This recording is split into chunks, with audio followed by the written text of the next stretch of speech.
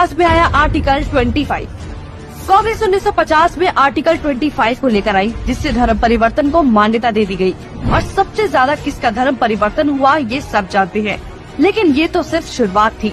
नेहरू 1950 में आर्टिकल 28 लेकर आए और हिंदुओं से धार्मिक शिक्षा का हक छीन लिया। लेकिन आर्टिकल 30 के तहत अल्पसंख्यक अपनी धार्मिक शिक्षा दे सकते हैं। धार्मिक शिक्षा के बाद निशाने पर थी धार्मिक संस्थाएं। 1951 में HRCE एक्ट, 1951 में Hindu religious and charitable endowment act लेकर आए।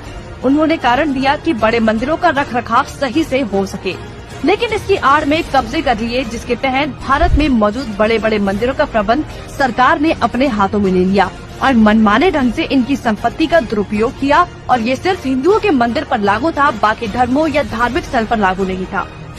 1956 में हिंदू कोड बिल आया। 1956 में नेहरू सरकार हिंदू कोड बिल लेकर आई, लेकिन अल्पसंख्यकों के लिए इन्होंने पर्सनल लॉ बोर्ड को बिल्कुल हाथ नहीं लगाया। मतलब एक ही है, देश में एक जाति कद संविधान कानून से और दूसरी अपने धर्म के कानून के हिसाब से, और आज भी यूनिफॉर्म सिविल कोड से कतराते हैं। कांग्रेस ने लगाई आरक्षण की आग। कांग्रेस आरक्षण लेकर आई, जिससे हिंदुओं को बांटने का काम किया गया, जिससे सबसे बड़ा नुकसान हिंदुओं को हुआ। आरक्षण की देश में जरूरत थी, लेकिन मक्कार कांग्रेसी इस योजना को 10 साल लागू करने की बजाय इसे बढ़ाते चले गए और न ही इससे लोगों को सशक्त बना पाए, जबकि लोगों को इसकी लत लगा। इंदिरा का कार्यकाल।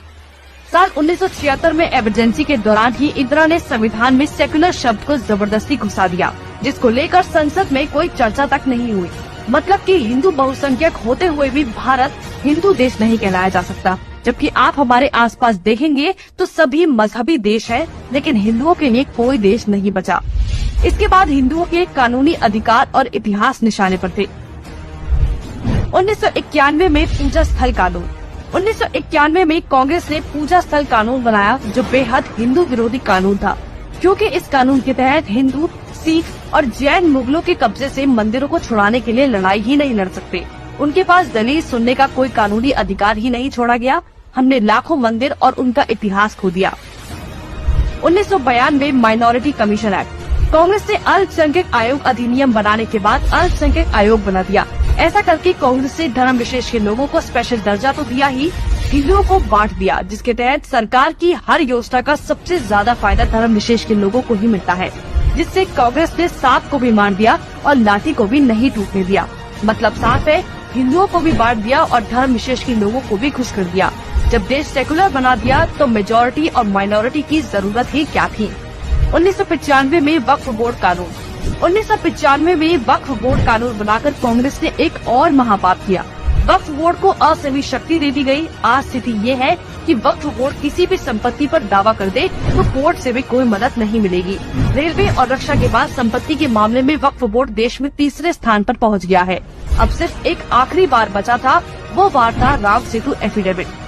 राम सेतु एफिडेविट बनाया। हिंदुओं ने फिर 2004 में कांग्रेस को चुन लिया, तो कांग्रेस ने इसका इनाम देते हुए राम सेतु एफिडेविट बनाया और भगवान श्री राम के अस्तित्व को ही नकार दिया और काल्पनिक बताया। आस्था और धर्म पर वार करने के बाद अब कांग्रेस ने हिंदुओं को ही बदनाम करने का प्लान बना लिया। 2009 में हिंदू आतंकवादी घोषित। 2009 में फिर से हिंदुओं ने कांग्रेस को चुना, तो उसके बदले में कांग्रेस ने हिंदुओं को ही टेरर घोषित कर दिया।